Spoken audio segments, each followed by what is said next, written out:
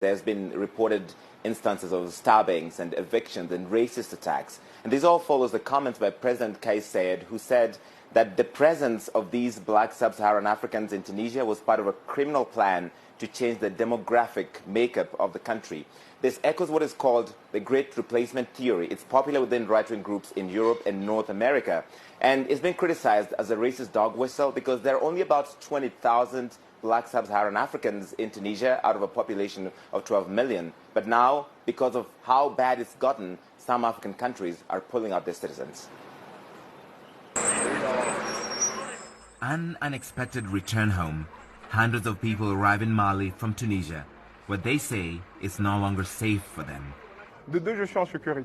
I didn't go out anymore. I stayed in my house. I didn't go to school anymore. I was locked up at home.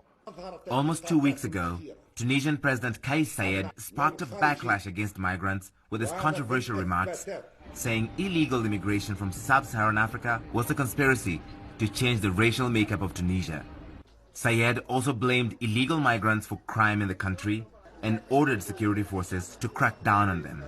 Migrants with and without papers say they now live in fear in Tunisia. The incendiary remarks resulting in evictions, firings, and even attacks on some migrants. Many say they want to leave the country, lining up at their embassies for repatriation rather than face prejudice, or worse, if they stay. Landlords are kicking us out. We are beaten and mistreated. For more security, we prefer to come to our embassy to register to return to Ivory Coast. Saied has since denied his comments were racist, saying legal migrants have nothing to fear, but reiterated his belief that illegal immigrants are causing the downfall of the country. This is a matter for the state. It must take its responsibilities. There is no question of allowing anyone in an illegal situation to stay in Tunisia. There is a state and institutions. Saied's remarks are causing shockwaves across the continent, the African Union calling them racist and shocking. Countries like Ivory Coast, Mali, Guinea, and Gabon are now working to help their citizens leave the country. But some migrants say they've got nothing to go back to in their home countries, even though some are living rough on the streets after they say mobs ransacked their homes, fueled by the president's words. We need help.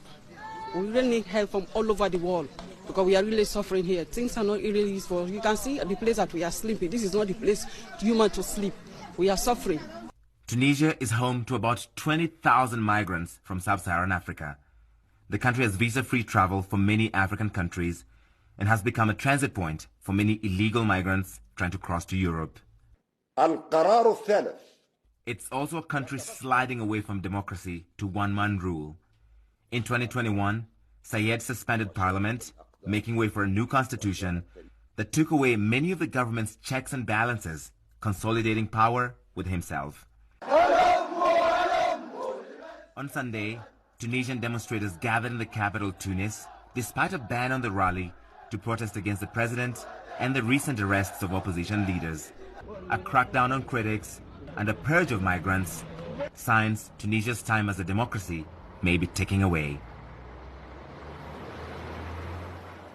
Tunisia has always been welcoming to black African migrants and guests. I've been on holiday in Tunisia and I never felt any overt racism, but that all appears to have changed. In recent days, you've seen these messages on social media, for instance, that calling black Africans invaders, and some of this is really incendiary, saying they're criminals, they're raping our women, eating cats and dogs, and saying they should go back where they came from, Rosemary. So that is the impact of President Saied's comments on the general population.